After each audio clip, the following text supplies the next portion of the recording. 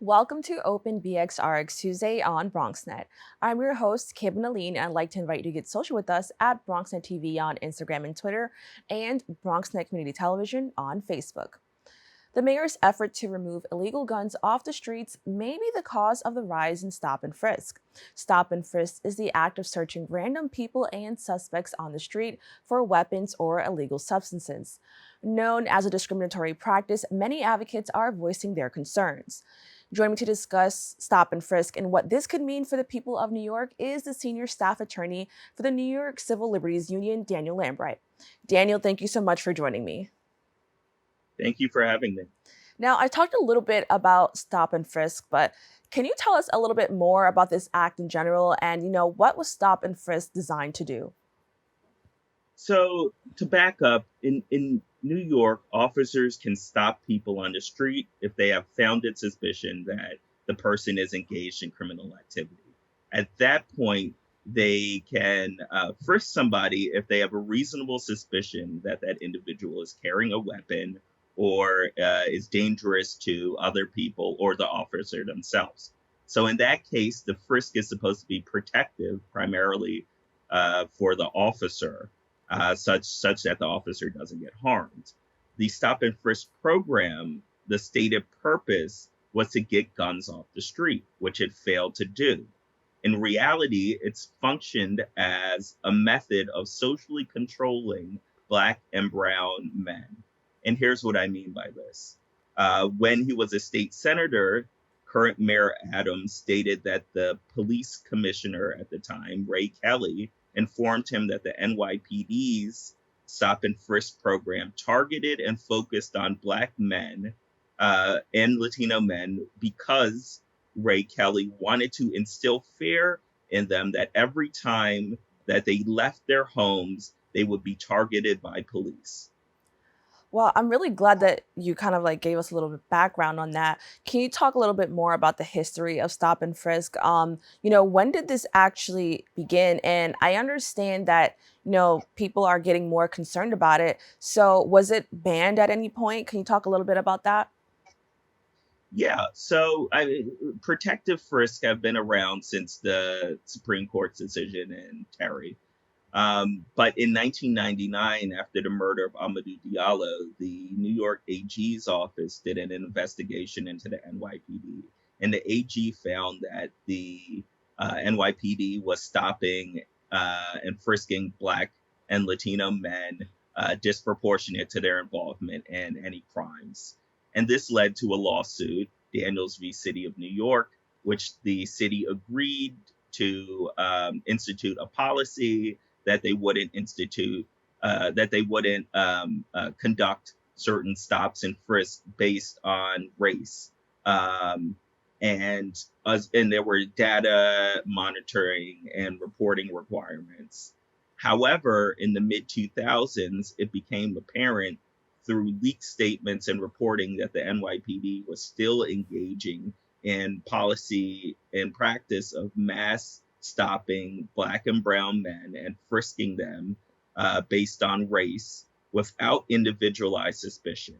And from 2004 to 2012, NYPD officers made 4.4 million stops that resulted in people being frisked by police officers. And although Black people constituted less than a quarter of New York City's population, they made up half of the people who were stopped by officers in that time period. And in 2013, after litigation from a few city civil rights groups, a federal court found that NYPD's stop and frisk practices were unconstitutional and amounted to intentional discrimination in violation of the Equal Protection Clause of the 14th Amendment and the Fourth Amendment. Now, I understand that your organization also had, a hand in getting rid of stop and frisk or just, reducing the number of stops. Can you tell us a little bit more about that effort? Right. So around that time period, there were 3 lawsuits filed against the NYPD's stop and frisk practices. The first one was Floyd, which challenged NYPD stop and frisk practices citywide. The second one was Davis, which challenged NYPD stop and frisk practices at NYCHA buildings. And the third one, brought by my organization, NYCLU, and Bronx Defenders, as well as Latino Justice, was focused on buildings that were privately owned buildings that were enrolled in this program known as the Trespass Affidavit Program, TAP. That program is no longer in existence. The police department ended it recently, I think in part because of this lawsuit. And Floyd went to trial. The city lost, and the city also agreed to settle Davis and Ligon. And all of this litigation resulted in a requirement that the NYPD end the kind of mass stops and frisk of Black and brown men without individualized suspicion. Additionally, a federal monitor was appointed and to oversee the NYPD and to make sure that the NYPD come in compliance with the Constitution. And this is kind of what didn't happen after Daniels, and what is supposed to ensure that the NYPD doesn't go back to those same practices that the court found unconstitutional in the Floyd decision. Well, as I mentioned, your organization, as well as many other advocates, are voicing their concerns because we are seeing, a rise in stop and frisk. Why do you think under Mayor Adams, the NYPD is slowly going back to stop and frisk tactics? So I think there's a myth that crime is at an astronomical level and that the subways and the streets are unsafe. This is not true. While there's been an uptick in crime is nowhere near the levels of the 1970s or the 1980s or the 1990s or even the early 2000s. However, because of few tragic and sensationalized stories and the perception that crime is at an all-time high, politicians like Mayor Adams, who kind of ran on this public safety message, are leaning on failed tough on crime policies and rhetoric. And in reality, this is kind of a piece of political theater that won't make anybody safer, but will have disastrous effects on the lives of brown and Black young men of color. Now, the number of stops and frisks has risen tremendously, with over 4,000 stops in the second quarter of 2022, surpassing any 3-month period since 2015. We're seeing this as the city makes an effort to remove guns from the streets, but according to the Center for Constitutional Rights, only 7% of arrests made recovered guns. Is there any reason why you think we're seeing such low numbers for recovered guns, especially since that's the entire reason why we're seeing this uptick in stop and frisk? Well, I think it's just a signal that the program doesn't work, that it's based on stereotypes as to who's carrying guns. This is exactly what was found in the previous regime of stop and frisk, where about, I think, 2% or less of frisk resulted in the actual recovery of a weapon.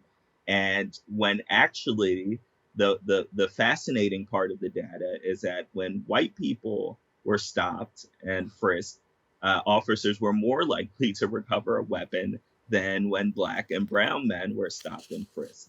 So this shows really that beyond the kind of ethical, moral, and constitutional problems of mass stopping people based on race, it's just a really ineffective crime fighting effort. Now, can you talk about the lasting effects, like for the people who have been stopped and were innocent? Was this on their record?